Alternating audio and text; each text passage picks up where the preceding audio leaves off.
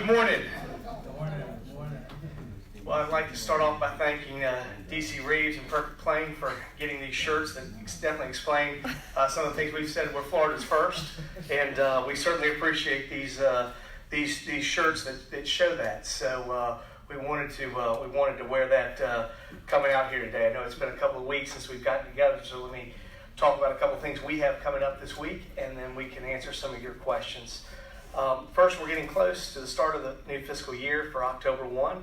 And just a reminder to everyone that the two budget hearings will be happening. The first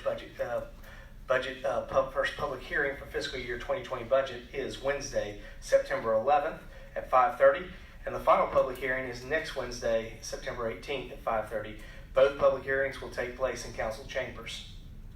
Today is Matt Coughlin's first day as our Deputy Airport Director. And again, we are excited to have him on board. And at the airport, we continue to see fantastic growth. In his new role, Coughlin will be responsible for assisting the airport director with airport operations, including finance, economic development, terminal operations, and more.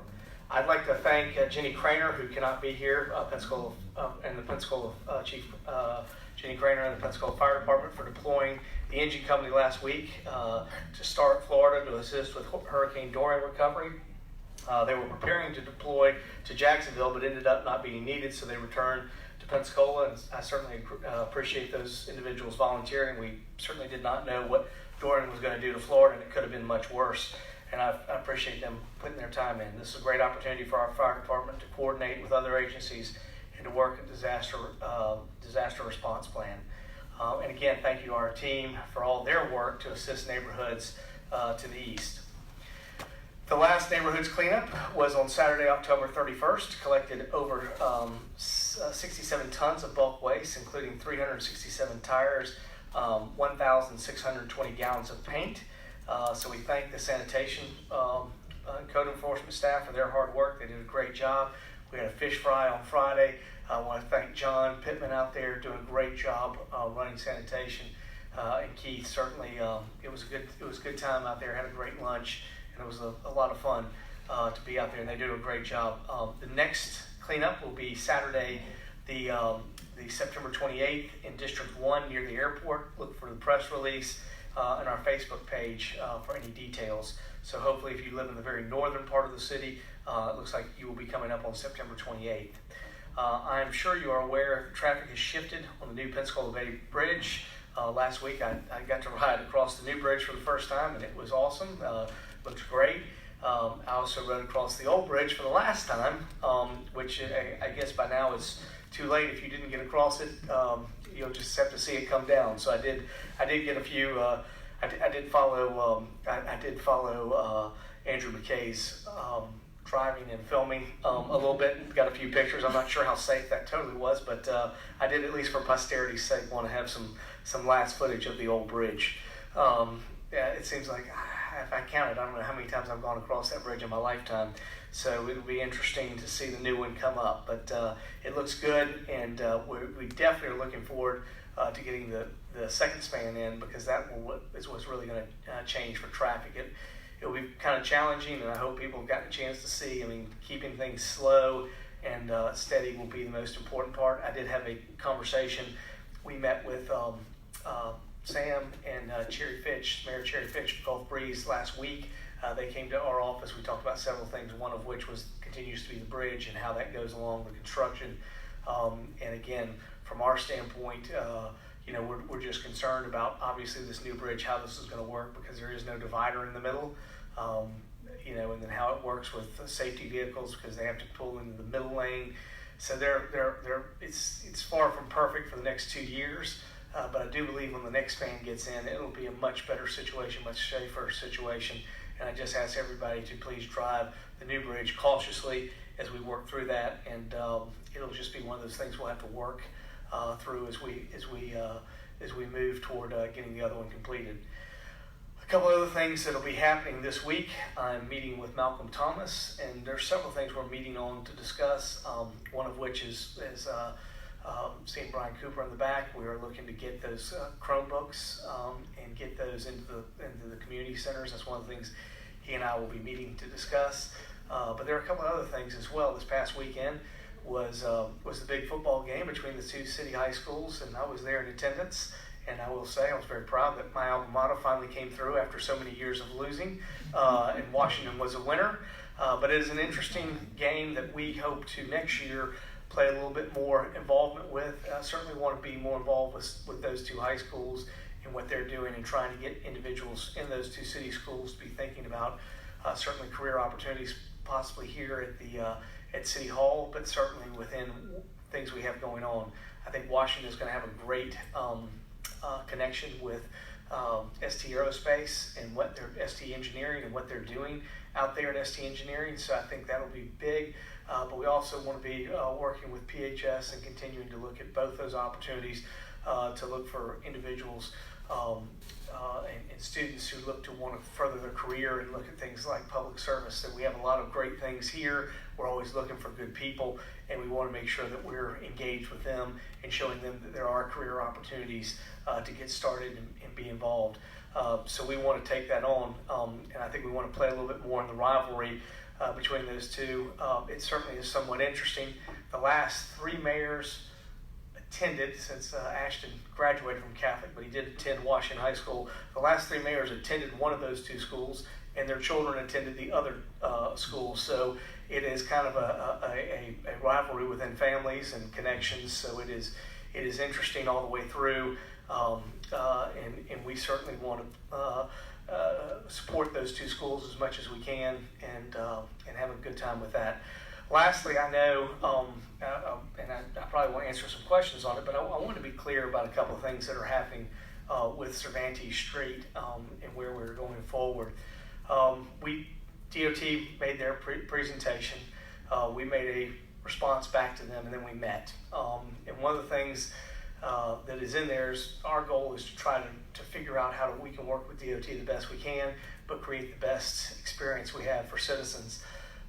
Overall, while I would have liked to have gotten every opening open, that's probably not going to be the case with DOT and the things we've discussed. And again, so my fallback is to find the best possible way to do it, and make it the safest and best opportunity for people to cross. What we've looked at doing is potentially going back and getting in probably, they were going to put in a light signal at J. We have 3 more signals that will be put in within the city area. So it'd be 4 new lights that would go in. We think that is going to be significant in that stretch. And I talked to you about the stretch. You've probably seen a lot of people in North Hill have said, why didn't North Hill get included in this? North Hill was looked at this. However, there were no deaths, no traffic incidents, issues with pedestrians between Palafox and A Street. So it did not qualify for safety money. And Dottie, that's off their records and everything they have. So, that's what they show on their stuff. There was nothing there. If you want to know, that is a much shorter stretch than between A and Pace, and there are twice as many lights between Palafox and A than there are between A and Pace. If you look at if you even look at more significantly, I'll take you to 9 blocks to the east between Palafox and 9th Avenue. Do you know how many traffic signals there are between Palafox and 9th Avenue? There are 5.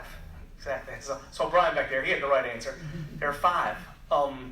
The more lights you have, the more you get safety, the more you have opportunities to do things. Again, that stretch between Palafox and 9th does not have the same safety problems that the area between A has. And I don't think there's any difference in the demographic areas or regions or what have you. I mean, I think it's just a case of when the road is designed, certainly with lights, it gives people a chance to walk and be more walkable. I think the ability for us to add 4 new lights in that section through DOT signalized intersections, and plus the 2 additional pedestrian accentuated crossings in those areas will create the safety that we need. It'll certainly slow down traffic with all those traffic signals, and it will create a road that I think is much more in working together. Now, is the fence going to be there? What happens? Again, I think Andrew's clearly shown we do have part of it as a walking problem. So the fence is there to kind of get pedestrians used to crossing at crosswalks. And I see Derek back there nodding. It certainly helps. People can design all the roads they want, but if people don't use the crosswalks that are designed, the road is not any good. So it's incumbent upon all of us, cars, pedestrians, and bicyclists, to operate the way we correctly need to operate. And I believe what we're trying to fall back to a position that will work. I think if we get those signals that are in there, and again, these would be signals that would normally not probably be warranted through DOT, but if we're able to get them in there, I think it will dramatically change the traffic on Cervantes and will improve the ability to go back and forth across. I think if you look at one of the things on East Cervantes, east of 9th Avenue, that's been one of the challenges we've had, is there are very few crossing points other than 17th, which is not the best designed for crossing and walkability, because you only have a crosswalk on one side, so that the right turn from 17th to Cervantes and the left turn from Cervantes on the South 17th can be maximized to move traffic. So 17th is not the best one to cross on, and that leaves you basically just 12th Avenue, which is a fairly new light. So some of the challenges we continue to have, I think, are more often than not having proper places to cross. And I think the ability for us to find new traffic signals and crosswalks within those and make them available to citizens will create better safety and I think in the end better connectivity as we move forward. So with that, I'm willing to open up and answer any questions, and look forward to anything y'all have to talk about. Did the traffic signals, do you know yet which streets they'll be at, and are they streets that were otherwise going to be closed off? No, they're all this. What I asked DOT to do is I said, here's the deal. I'd love to open them all up, but if you're not going to open them all up, I want you to put traffic signals in every one of them. Derek was there, and we were in the audience, and Carrie Harrell agreed. I mean, obviously she has to take that back to DOT, but she thought it was a good compromise. So you would have had them at L, J. I can't remember if it was O. O is no. Do we have a Q? So outside west of Pace, or Okay. west of Pace. Okay. I thought it was Q. I think it's Q. Q, is it? Yeah, it's Q, because it's Pace. It's not the first one. The first one's O, and then Then Q. yeah, O is Pace. I'm sorry, O is Pace. P is, and then it's Q. So it's Q is going to have one. L is going to have one. J was already scheduled to have one, and I think B will also. I can't remember whether B or C would get one. So the idea is that there will not be more than 2 or 3 blocks that you have to you will either have a traffic signal or a pedestrian accentuated. Between M and N, you have a pedestrian accentuated signal. Between in the area right there on Addicts Court, I think around G and F, you have a walking one. So there will be a couple of mid-block ones, but the idea is no one has to go more than a block and a half to find a signalized area. And the other part is, J was chosen. I think I actually is the little. There's a little store convenience. I mean, a little retail shop area right there that's across from Addicts Court. It enters onto I, so its individuals will now be blocked getting in and out. However, if you turn on J, you can go up to Strong and come back in. Same thing happens where some of the businesses that were on P that were complaining about that one, they'll be able to turn on their users will be able to go to Q, which will be a signalized intersection, and be able to get in off Q and come back to circle back around to those businesses. So we feel like there's a fair way that everyone will have a way to get in and out, and they'll have a signalized opportunity to get back out onto Cervantes. So I think that's a safety way both for the cars, but it will certainly be a safety way for citizens. I think crossing at street lights is much safer than probably anywhere else we can cross. Cars are used to stopping at at those places, and it again, when it says red, they generally stop, and if not, we can certainly look at other means to stop them, like red light cameras or other things. I'm not saying that's what we're doing, but I'm just saying there are opportunities that we have to enforce a signalized intersection better than we do just an open one. So just so I know real clear in my head, those intersections, Q, O, J, No, L. O is not. It's Q, L, J, B. B. Okay, and or those, C. I can't remember if it's B or C. Those were going to be Open. open with a crosswalk before, and now They were going to be open with no crosswalk, but they were going to be open. Traffic signals, so traffic and pedestrians. Correct, Okay. correct. And those you will have, and I can't remember whether it was B or C off the top of my head, but one of those two streets was going to get a signal as well. What kind of conversations, given that, did you guys have about the two streets north and south, which if you make Cervantes less palatable to drivers, side street use is gonna go up? You're definitely gonna have some side street use go up, but obviously the issue there, it's very easy to change change stop signs or do anything else. You're gonna have, it's not, I don't think you're gonna have cut throughs. I mean, there's a great place, Pickens, Bayou turns into Pickens, and I can't remember what the road is just to the east. But anyways, people used to cut through and go down that way. Well, the city put 2 stop signs in there, which stopped people from cutting down there, because if you had to stop for the stop signs, you change the behavior. And we'll certainly have to look at that. Those are things we'll have to operate within. But overall, I think we can find a much better way to work. And again, part of it's going to be probably most of those intersections that come in from like a Q or an L. They'll probably have the right of way over Strong or Gadsden, and then that. So if you're on Strong or Gadsden, you can't just cut through. You would have to stop. So again, one way or another, stopping vehicles by a stop sign or a traffic signal is probably the safest way to get things slowed down and get people to start having better safety, better walkability. Yes. So the city and county are both, opposed to the barrier, it seems like, and they're both kicking in money on this project. Is there any discussion of not doing that? Well, I think the money we kicked in was for the design, which is already spent. The challenge is if you want to get DOT safety money, DOT made this very clear in the meeting we had that it's for safety, and part of that is getting pedestrians to go to the right spot. You can put sidewalks on the ground, you can put crosswalks in there wherever you want it. I mean, it won't make people walk, and even though I worry about every time Andrew posts a video when he's driving what's happening, I think if you look at any of Andrew's video, you will see people clearly don't care whether there's a crosswalk or not.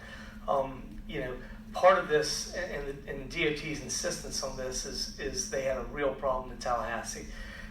They seem to stand a lot by the Tennessee Street experience, that they were able to significantly change the safety there by channelizing people and making them go to certain areas that the fencing did. We've been doing all this stuff with Civicon. Civicon says do experiments. If they don't work, you can always change them. I mean, the least pervasive thing to me is the fence. If we can't, the fence, if we decide, something happens, people learn, we want to come back and take it down, it's fairly easy to take the fence down. What's not easy to get is a traffic signal that's unwarranted, and I think Derek's eyes got real big in the back and he nodded up and down, and so absolutely. The chance we are having to get 4 signals on that stretch is significant, and I don't think most people are understanding what we have the opportunity to do, and I think that gives people a much safer, again, if I'm crossing, I would feel much safer about a signal being there than simply knowing, well, there's an opening, I might can use it, but the cars are still going to be going, nothing's going to be slowing them down. So the more I can slow the car down, again, I point to the same fact, the same road between Palafox and 9th Avenue runs through sort of the same demographic area and has not nearly the result for there's no wall there. I don't disagree, the wall may not be the issue, but the idea is you need traffic lights, and DOT is not going to put the traffic lights up unless we negotiate that in there. So I told them if the wall's going to be there, then they're going to put the traffic lights in. I think the traffic lights are much more important. Those traffic signals are much more important to safety than anything else. I mean, do you think that's a firm no, or do you think there's a chance to reassess this barrier when they have the public meetings in the hall? The public meetings had already occurred, and I will say Derek was in that meeting, and I didn't see DOT saying that they weren't going to go forward with the barrier. They have to have another input session now that they've gone back and opened up additional cross streets, right? In the fall, they're scheduling. I don't think so. I mean, the areas that they had open were the same ones that were open already. No, they opened additional ones between the two public meetings this summer, and because of that, they will schedule an additional. Okay. Well, we certainly will be there. I mean, I know I've had two meetings, one in Chipley and one here with them locally, and they have been both times fairly insistent that this is a safety project. This is safety money, and in their minds, they're going to address safety, and if they don't feel like it addresses safety, then they will not spend their safety money on a project. So again, I want to be clear to you. I mean, we'll see what DOT does, but you know, my compromise to that was when they told me that was, I said, well, I want you to put in traffic signals at every opening you have, and at the end of the day, I think those will prevent more opportunity than issue. I mean, let's face it, 6th, 7th, and 8th. How many of y'all cross there? How many of you think about taking a left onto Cervantes from 6th, 7th, or 8th? You don't, because there's no light there. But you have lights at Davis, Alkanese, Hain, 9th Avenue. I mean, there are opportunities for you to enter Cervantes from a traffic signal. You essentially becomes a barrier. So whether or not it's physically there, I'm not saying one thing or the other, but I think the most important part of the safety is the stoplights. I think if you have the traffic signals there, that will create more safety than simply saying we take down the fence. I mean, you know, the fence is not ideal, but if it helps us get more traffic signals, I think we will have succeeded. And I think it will be the traffic signals that create the success, not the barrier or whatever helps. I mean, obviously anybody will say, hey, traffic, it got safer, and they'll claim whatever was the reason. You know, my reason will be I'll put it on traffic signals, and the reason I do that is I'll take any different stretch of Cervantes that I've already done and showed you ones with their safety, and there are significantly more traffic signals than there are in that section between A and Pace, or A and W Street. I guess, can you kind of, I mean, if the traffic signals are what is gonna add to the safety, why spend taxpayer money on barriers that the community doesn't want? Because that's the way DOT sees it. In fact, DOT would say that the traffic signals we're putting in are unwarranted, which means normally they would never go in. But in this negotiated process, we may have the opportunity to make that happen. But the signals themselves would not be warranted. But as a part of a safety project, we may be able to get them in. Again, it's a negotiated process. Our goal is to work towards that which we think will create the most safety. And connectability. I mean, again, I tell you from experience, I don't like crossing somewhere where there's not a traffic signal. And I realize there are tons of people in our community that love to cross wherever. That's fine. Me personally, I feel like I would like to cross where there's a traffic signal. It's much safer. I've stood on corners for 5, 6 campaigns. I've used always at lights that I can get across one way or the other. I've never felt endangered one way or another to a traffic signal.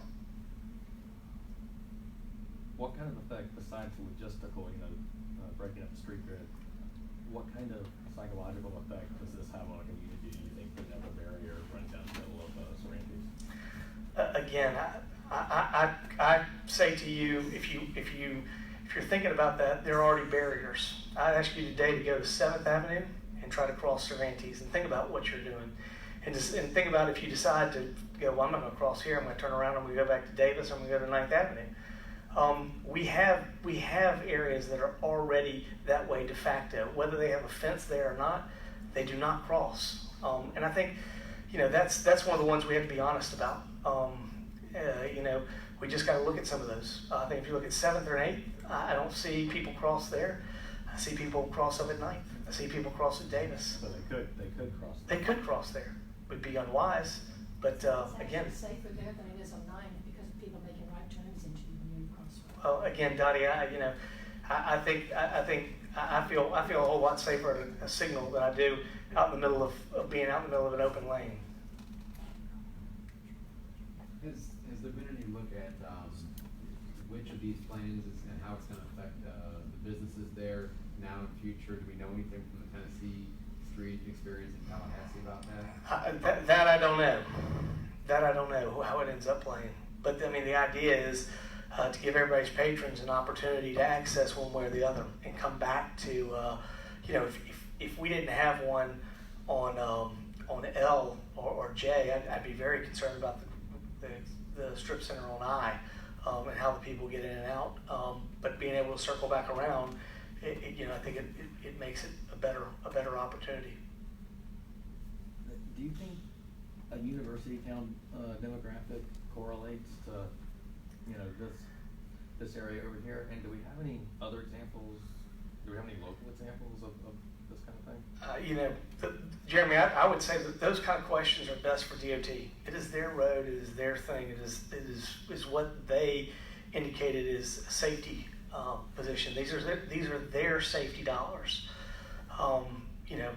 We've talked to them already, and we've said we love the grid to be more open, but they've come back with where they are, and at the end of the day, I mean, if all you got to do is go over one extra block, and we cut down one of those blocks, let's see where we go with safety. Again, if we get there and we see what's going on, we can always change. I mean, you can always make something better, but let's see what it looks like. And I think at the end of the day, I think having those traffic signals there will be a much more important long-term strategy, even for those like Dottie that want to cross in the unsignalized area. Clearly, where you have a number of signals, it is safer statistically than it is in the areas that don't have the traffic signals. And that happens on right now.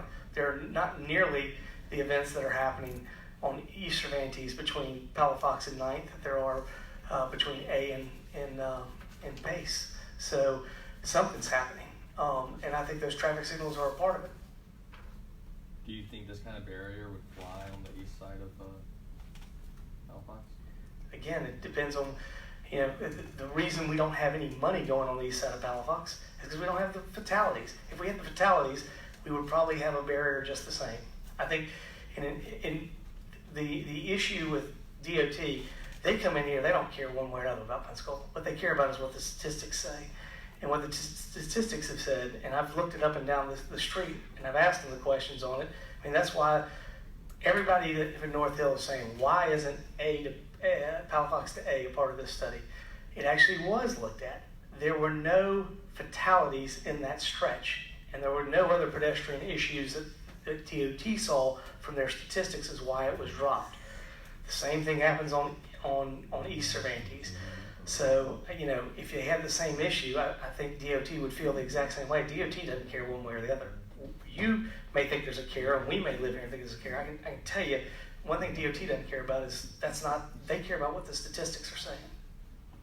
And I'm not saying I don't understand the reason one way or another. I do think part of those stretches that we talked about, we have more traffic signals. I think more traffic signals create better safety. Since we're on traffic, the Alkanese and MLK project that's on the agenda for today, that's got to go through the TPO? Is that the idea? It will have to go through the TPO, but DOT has said they're agreeable to it if we put it on there through the TPO, which we need to now get a council vote, position of the council. Are those state roads? They are. Oh, okay. They are, and it has been my support. I went to the meeting that was for the CRA and advocated and for those to be two-way roads. Certainly north of Cervantes. I think south of Cervantes, we may have some challenges just the way Alkanese, it works, the way it comes up to Wright Street and kind of forks. It's going to be, I don't know, between Wright and Cervantes, if we don't continue to have one way in those areas just because of the way the road breaks, it would be very difficult to figure out how to pull traffic from going up Alkanese with the buffer and then move those cars up all the way to MLK. It'd probably be easier to keep switching them over to Davis like we do, and it's something most people are accustomed to. So outside of that little stretch, certainly everything going north, we will have to probably do some work at the very northern terminus, but that should be easy. You just take one of the roads. We'll probably take Davis because Davis continues to go north. Will probably be the priority street, and we just simply will figure out a way to tie in MLK into Davis at that point, and figure out how to make that happen. But yeah, I think that should be easier to figure out how to do. So Payne and Alkanese south of Cervantes, that's all going to kind of stay. You think is going to stay, and it's north of Savannah. It's not Hain. Hain will probably stay the way it is. We're just looking at MLK and Davis. But Alkanese and Davis, south of between Cervantes and Wright, will probably continue to be one-way streets, only because I don't know how you'd move the traffic over. We'd have to really look at that a little bit more. And Derek's obviously nodding back there. It's a challenging little stretch, just the way the lots are and private property, and I don't think we want to go take everybody's homes and businesses right there and figure out how to get another road up Cervantes, up Alkanese. Mayor, another consideration in that would be the cost of the re-signalization of those intersections, especially at Alkanese. So that would have to be looked at also as part of those. It may not be cost feasible to do that. Yeah, so all of those things will have to be evaluated, but at least this starts the process. And for the most part, again, I think having two-way traffic slows things down. I think the reason there was one-way traffic there is to get people in and out of that neighborhood as fast as possible. It really wasn't what was done that's best for the east side neighborhood. I think at the end of the day, if you move both those streets to two-way traffic, you will have a safer road through all of that. That's my personal feeling. I mean, like I said, I was in Charleston, and they did the same thing, and the staff was pushing the mayor, and the mayor didn't want to do it, and then they got done, and the mayor said, I talked to him about it, he said it was the best thing I ever did. Here, it was probably a little bit more the mayor trying to push than the staff, but I think staff's agreeable to it, but we'll see what happens, and I'm glad that Councilwoman Hill is supportive in pushing it, and I think it will be better for the overall neighborhood in there. The other big thing that's happened is historically that one way, along with the 4-lane in Palafox, once you got I-110, it really took a lot of traffic out of those areas. So what used to be the main north-south corridors, now a lot of people get on 10 and they never touch any of those, which is in some ways challenging for retail, but for most of our neighborhoods, it's a positive thing. I mean, to move that traffic out of there. So if we can find ways to induce more neighborhood activity, and the neighborhoods are supportive of that. And when I went and knocked on doors, they always talk about the speeders, and trust me, we've been sending our police out there. I know that because I've been getting lots of feedback from people that are upset about getting tickets, and I've said, hey, sometimes I might go slightly above the speed limit as well. If I get a ticket, I get a ticket. I got to pay it. So we want people to slow down, and that's what we're trying to do.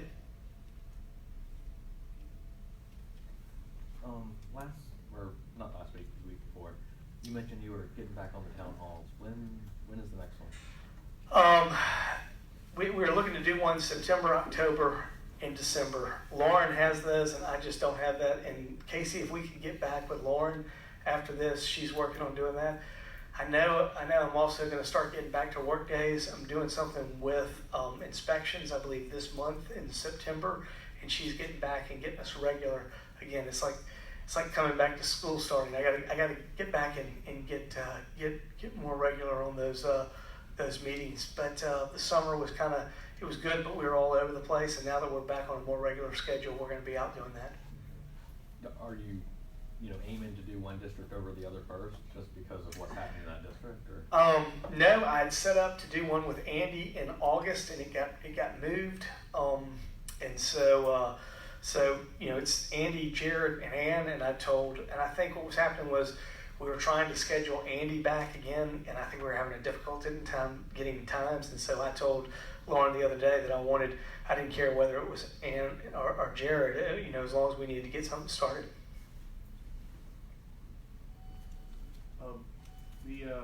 This week at City Council, they're going to be voting on the historic demolition permit review.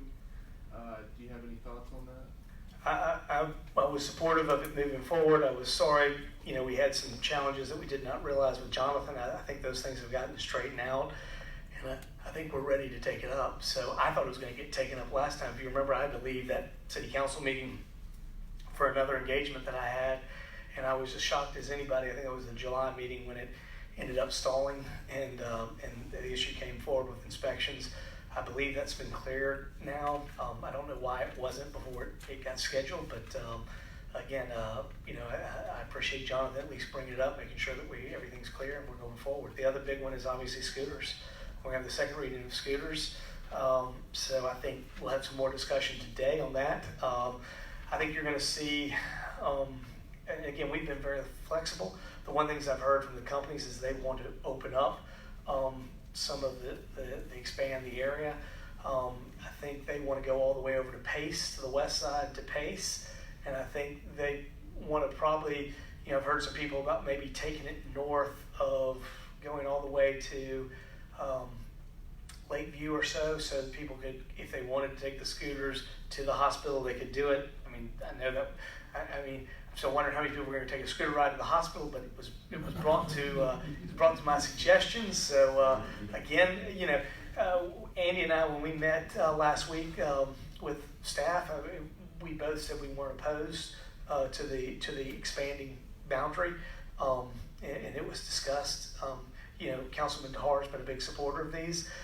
I simply said, if that's what needs to happen, and we take it to Lakeview through there, it'll open up more areas of North Hill, East Hill, and all that would be workable. And again, I look at challenges that I think, you saw the council said 9th Avenue is going to be one of our challenges, and I think going forward, we're going to have to find places where we can create more crossings east-west across 9th Avenue to improve safety there. Because if you really think about it, it's fairly easy. Palafox, which is a fairly main street, doesn't have that much traffic north and south. In fact, we're talking about dining it, and the DOT has not had a problem with that. So the only issue, if you were on Lakeview and wanted to go all the way from Bayou to Har, all the way across to the other side of the city line, is really 9th Avenue. So, making sure that we have other, I think as we move forward, walkable areas on 9th Avenue for crossing, I think that's going to be our challenge as we move forward. And it certainly is one of the ones that the council put down as a priority was 9th Avenue. And I will remind you that, interestingly enough, Cervantes did not make the council's cut. If you remember, the council decided that 9th, Garden, and Pace were their priority streets. So at this point, when Chris and I went over to Chipley, when we were meeting with them, those are our priority streets for implementing safety, lighting, and a variety of other things that have been asked for, because that was the council's vote. We asked the council to give us 3. I naturally thought Cervantes would be one of those, but it wasn't one of those that made the cut. So, at this point, the ones we're really advocating for more safety initiatives on are going to be Pace, Garden, and 9th Avenue. Yes? I didn't see it. Is there an estimate of financial impact of the users of the ECUA deal? ECUA. You're going to their new terms, just like Santa Rosa County did. It's on the agenda for today. Okay. On heat, is it recycling? Recycling? Yes, sir. Oh, it's just the renewal of that contract. Isn't it on new terms though, with the changing of their fluctuating rate? Like It follows the CIP. I think it follows the price index. Okay. I was not aware. I was not told there was any issue pricing one way or the other. So I'll look to that. I thought it was just a renewal of the contract we had before. It seems to be. It has the grid with the average material value. As that changes, just like they've done different in Santa Rosa County. I'll have to take a look at it. Okay. Thanks, Andy. So we'll look at that. Yes, ma'am. This isn't probably nearly as complicated as that, but I just got a note about tonight, maybe some folks coming to the meeting that are opposed to a dog park down under 110 near Hollis Park. Are you familiar with anything having to do with the dog park? Or I know that the hair of the dog people have looked at that. Obviously, they're meeting right now with DOT to even find out if it's viable from DOT standard. What ends up happening with that will be anything that we'll have to be working going forward. But again, I think from their standpoint, it's very challenging. If DOT was to say no altogether, it made it, it was one of those things that then would happen. early in the game? Yes, and my understanding is the reason they looked at that site to begin with is it was one of the few that actually was zoned for what they wanted to do. There's very little. Again, that's one of those things. I think it's more new in nature. The concept of what they were wanting to do, and it really was not anticipated in zoning uses. So of course it's in P, it's in public spaces, it's allowed. We have it in our parks. So it was one of the places that it was allowed. I do know, talking with Scott Salas, that's how they came to that idea of thinking about doing it under there, was they were just shut out of other uses. Where's everything with the homeless came in the conversation? We met with the county. I guess we met since our last press conference. We met with them right at the end of August. And we had a fairly good meeting on this. I think we're still coming down to the position of what we can do. I spoke to the ministerial group that were at First Methodist this past week, and several of the people, Richard's Memorial. There's another gentleman that came up to me, and they were involved in homeless. Their church was. There were several other churches that were involved with homeless that told us they wanted to get involved. There are parts that the city and the county will be good at, and there are parts we will not be good at. And again, we will need partnering with all of those agencies. The fact that some of the things came up, we need an air-conditioned day center. We need better communication and a system by which common entry of data can happen. And the fact that we need better coordination, I think, are all pointing to me to think that what we would be the highest and best use for us to do would be a day center. That continues to be my thought. But I need the county to also agree to that because let's face it, they're going to be we're the junior partner. We're not going to have as much money to bring to the table as they will. But if that's what they want to do, the reason I continue to see this is again what came out of that April meeting and what we were told needed to happen, and the things I just rattled off to you. Those are things we can actually do at the community, at this having a day space. In other words, it's open during the day. We could have we could manage the building. We're fairly good at that already between city and county. We can figure out a way to work through that. But we would have a place where people could go. They could come in. They could interact with all the other partners who are dealing with this. As I've said before, the reason people get into homelessness or the way they get out of homelessness is so varied. It's not a one-size-fits-all. It's the reason all these different groups, they have different rules, and some of them work for different people. I spoke to the churches. I said, I think that's why we have so many different denominations. We're not one-size-fits-all. It's how we come to whatever religion we come to. We're all a little bit different, and again, that's why we all have something different to get us to where we need to go. And same situation here. So I think that's important. I think the other thing that's important is clearly we've seen some of the things, at least we've seen in the city, where people have been trespassed out of places that have air conditioning. I know Sherry Myers has been very vocal about a friend of hers that had that happen at Sacred Heart, and again, I don't blame any institution for doing that. The question is, perhaps we need to find a place that is air conditioned in the summer that could be there for people to go to. And then my vision is I would love it to have some type of a kitchen facility where at least people could come in and eat, and then we could clean it up rather than, people, we don't need to necessarily make food because people are making food and buying food for people. And I think that's one of the things we're very generous at, and I don't want to stop that, but I'd love to do it in a centralized location so that when they're done, we can clean it all up and it's not just sitting out in the road. I think if we were able to do all these things, it would be better for the community all the way around. It'd be a win-win-win. So that's where I'm going. But the check we write is going to be significantly smaller than the check the county writes. So I want to be sure the county's on board with that. I think it doesn't solve homelessness, but I think it definitely puts us in a better position. And I think it would really strengthen a lot of the things we're working in. We looked, Chris, I think Keith, you attended did you attend the opening day at League of Cities that had about the homelessness? Okay, Keith and Chris were both there. It would be, some of the cities that do it put a substantial amount of money into it at this particular time. I just don't think we got a lot of things that are pulling us in various directions. I think the money that we have would be more local option sales tax money, which would be oriented towards something more like a building than daily operations. That's just what came out of that. And again, I think if we try to compare ourselves to Sarasota right now, we're far behind them. And to try to become them right off the bat is that I just don't think we'd be as successful. I think we've got to crawl before we walk, before we run. Sarasota's running. We're not even crawling right now. So, I think we just got to stay. It's something that gets us started. It's something that feasibly we can handle and work within our budget. And I've absolutely made a commitment that we're going to be a part of it. But I need, Lumen's going to need to convince the rest of his, or at least 2 more members of his board, that that's a good position in moving forward.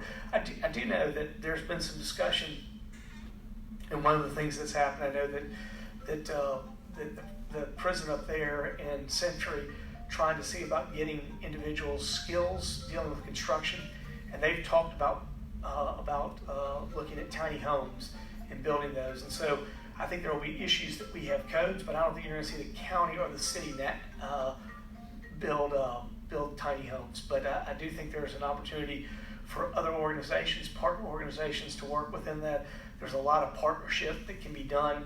And if we were together and we had a day center where we could all come together and communicate together, communicate in the same language and have the same data files, I think all of that would be very positive, win-win all the way around. It'd be a good start, and at least we'd start crawling. And I think realistically, if we could get that done, we'd actually be walking. We wouldn't be running yet, but I think we'd be walking.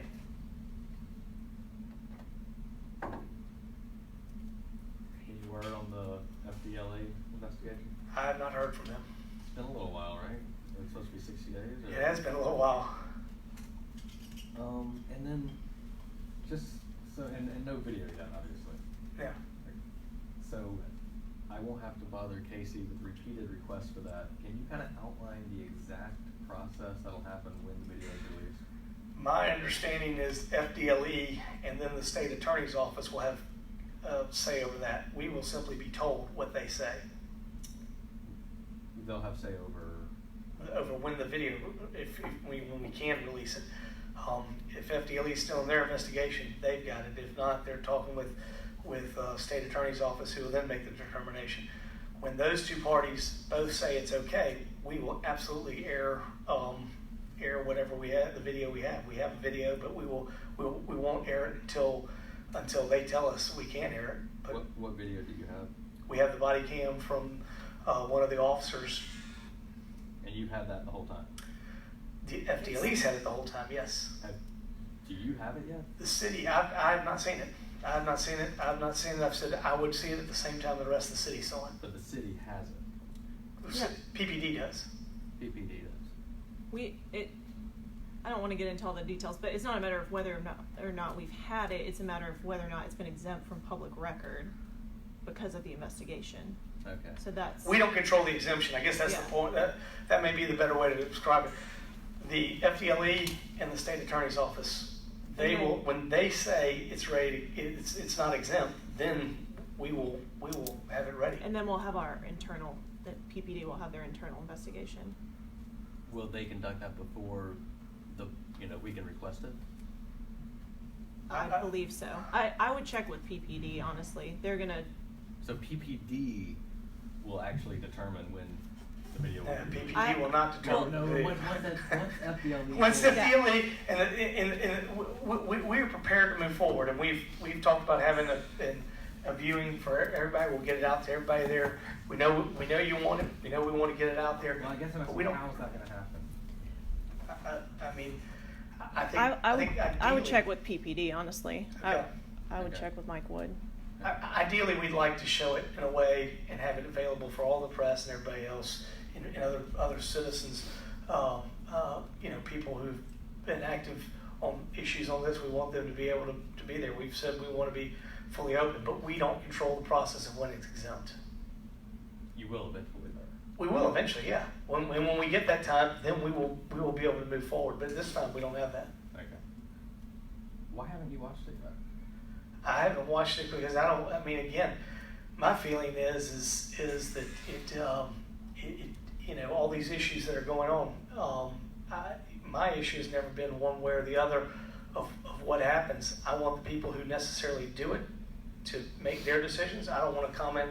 My goal is not to be involved, even though people felt like comments I've made here have either been for or against the position of our police officer, for or against the group that's there.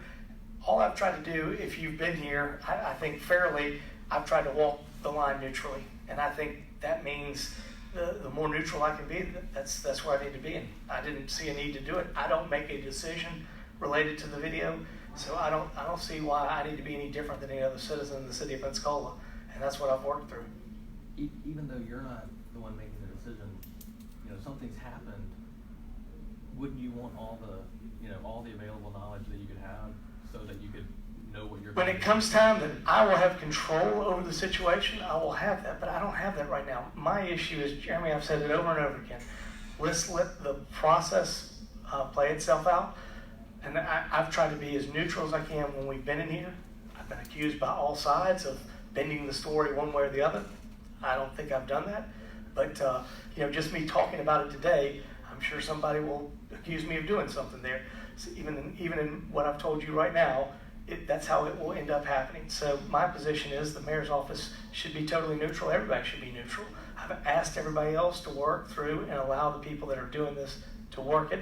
And then when we get to it, I'll be happy to answer it. I'll be happy to view it. And I'll be happy to answer any of your questions. I mean, I don't know how I stand neutral and do what I want to do if I'm influenced by what's happening. And until I have control of when I can make decisions about what I've done, then at that point, I'll do it. I'll look at it and we'll be any different. But I'm not any different than anybody else. Everybody always says, well, golly, you're the mayor. You can do whatever you want. No, you can't. You got to live within the rules. If I'm asking people to live within what I've been asked to live with, then it would be hypocritical of me to be in a different position than you. But ultimately, you are in a different position. When I get to that point, and there right now, I'm in the same position you are. I'm not the controller of it, and that's FDLE and the state attorney's office. What about this shooting last week, James Beasley? What happened there? And I guess first, what happened there? My understanding is that PPD was contacted by the individual, and then they were on the phone with him. They hung up, contacted a second time. My understanding is that PPD actually made contact with the individual. They conversed with the individual. My understanding is that is also on body cam footage, and we do have that. I have not seen it, but I've been told this by Acting Chief Mallett, that the video cam clearly shows us with the individual, telling the individual that we could take him to safety, and the individual chooses to deny us and says he's going, he received a call, he was going to meet the person I think it was referenced as an uncle. I don't know anything else one way or the other, and I don't know what else I can say in that point, because at this point, that body camera is not available because it is part of a crime investigation as well. So, I don't know how much I want to get into that standpoint, but my understanding is PPD did tell the individual that they would safely take him to wherever he wanted to go, and that individual on his own denied that opportunity and left to go to where he said he was going to go find safety. He then later ended up shot. From that standpoint, I'm very upset about that. My understanding is, though, that we are in pursuit, and I believe we're getting close to making something happen with that one, but I know that they've been working diligently on that process. But they offered to take him somewhere. My understanding is when they will release that, and that auditorium, yeah, you will hear that on the thing. Again, if you're not arrested, you have the right to make the decision you want to make. We can't necessarily take you into custody. We offered, the individual did not want to be taken somewhere, and my understanding that is on the tape. I think our officers do a great job. I can't blame them for every time something wrong happens in this community. Is this the kind of incident that, a citizen advisory or oversight or whatever kind of committee would look at? They could look at any number of different issues. So the idea is Chris, they're still looking at that. I know, and again, it'd be a citizen advisory. It was very clear, I think, Susan Wolf sent out a letter indicating that Florida statute does not allow us to have I didn't realize some of the nuances when we got started on this between an advisory and an oversight. Clearly, my thought process was more along what we originally had some years ago. My understanding is Susan Wolf put together something saying essentially Florida statute looks at the citizen oversight as the board of the council members. So I mean, to that extent, it talks about things in there. It doesn't. It certainly enables something like an advisory committee, but it doesn't necessarily. Florida law does not permit something in the sense of an oversight. But we are working through that. We clearly expect to. We're continuing to work, and we want to bring something to council that would provide some type of advisory function. And yes, either that or any number of ideas of things that we do. But at the end of the day, we don't seize people who are not under arrest. If you choose to decide you want to leave from PPD's presence, and you voluntarily choose that, you have the right to do that. And I think there's nothing wrong with that. I mean, PPD didn't do anything wrong. If the individual decided they didn't wish to seek PPD to take them to a location, it is my understanding that in the film that we do offer that opportunity to take him somewhere safe, and he decides not to take us up on that. You said acting chief Mallet, is Tommy on leave? Tommy's been on family leave. Obviously, the condition with Brenda, so he has been on leave for a couple of weeks, and our thoughts and prayers continue to be with him and Brenda and the challenges they're going through right now. So Tommy needs to spend as much time as he can with her, and I think he's making the most of the time he has. Where's the task force at? Task force. Yeah. My understanding is they are working with PPD, and they have been moving for at least the last 2 weeks on initiatives that they've been working. The operational, I think you heard when they were here, they weren't necessarily going to be discussing what they do operationally. I was under the impression at some point that the Attorney General, the U.S. Attorney Keefe would be getting together or doing something, and certainly we'll reach out to him along those lines and ask if there's something he could do to talk to the media. But it's more his operation. We're participating in it, and I would really look for him. He would have more details than I do. He told us that he was kind of waiting on the city to outline exactly what they were looking for. We've expressed to them we're moving forward, and we want extended use of what's there. We have met with him. He's been here in our office with individuals, and we've told them we expect them to continue to keep pursuing all their investigations and bringing as many different agencies, whether it's DEA or alcohol, tobacco, firearms. Whatever the issue is, if it's drugs, if it's firearms, we expect it for them to bring whatever they need to bear to help continue to protect the safety of those in the city of Pensacola. Okay. Are you pursuing any grants? I think you had talked about grants in relation to those. They do have a neighborhood grant. Chris has been working on some of the issues of trainer for the training side. I would like to work with some of the things longer term where we come with individual neighborhoods. We haven't gotten to that point, had that discussion, but I clearly expect to be having that discussion with Attorney Keefe and have the chance to talk with him about that.